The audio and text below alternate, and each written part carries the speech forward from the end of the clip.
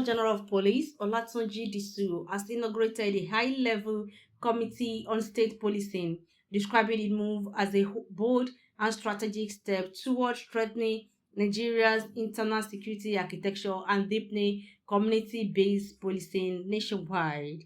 Speaking at the inauguration, Disu said the task before the committee was both significant and timely, stressing that Nigeria's evolving security challenges demand innovative thinking, strategic collaboration, and far reaching reforms to make policing more responsive to local realities. The committee is chaired by Professor Olu Ogunshakin, with CP Bode Ojajuni serving as secretary. Other members include CP Okebushi Ogora, CP Suleiman Guma, CP Okeshuku Okago, CSP Tolulope Ipimesho, and CP Emmanuel Ojuku, retired. The IGP charged them to develop a workable framework through which state policing can operate without undermining the country's national security structure. This was said the committee's mandate includes reviewing existing policing models within the outside Nigeria, assessing community security needs, identify potential risk, and proposing an operational structure for the establishment and coordination of state police systems. He had key issues such as recruitment procedures, training standards, resource allocation, accountability, and oversight mechanisms must be carefully addressed to sustain professionalism and public trust. Reassuring officers of the Nigerian Police Force, the IGP emphasized that the proposed state policing framework will not diminish the role of the federal police. Rather, he noted, if properly designed and implemented, state policing will bring law enforcement closer to the people, enhance local intelligence, and enable quicker responses to emerging threats within community.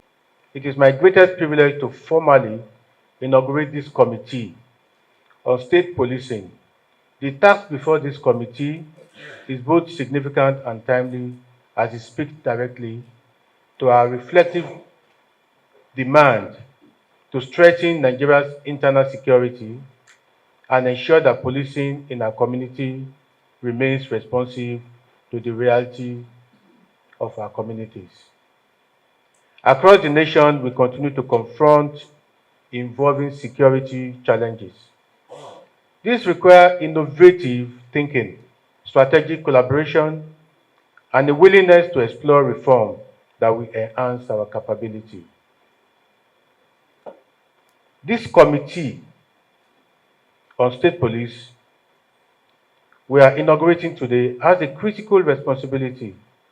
Your work will help shape the framework through which state policing may operate in Nigeria in a manner that strengthens rather than fragments our national security system. In carrying out this assignment, your deliberations must be guided by professionalism, objectivity, and a clear appreciation of the unique complexity of policing in a diverse nation like our own. Among other responsibilities, the committee is expected to review existing police models within and outside Nigeria, assess community security needs and emerging risks amongst the country, propose an operational framework for the establishment and coordination of state police structures, address issues relating to recruitment, training standards, and resource allocation, develop robust accountability and oversight mechanisms to ensure professionalism and public trust. The Nigerian Police Force exists to serve the people, protect the nation, and uphold the rule of law. These are not abstract ideals. They are daily obligations.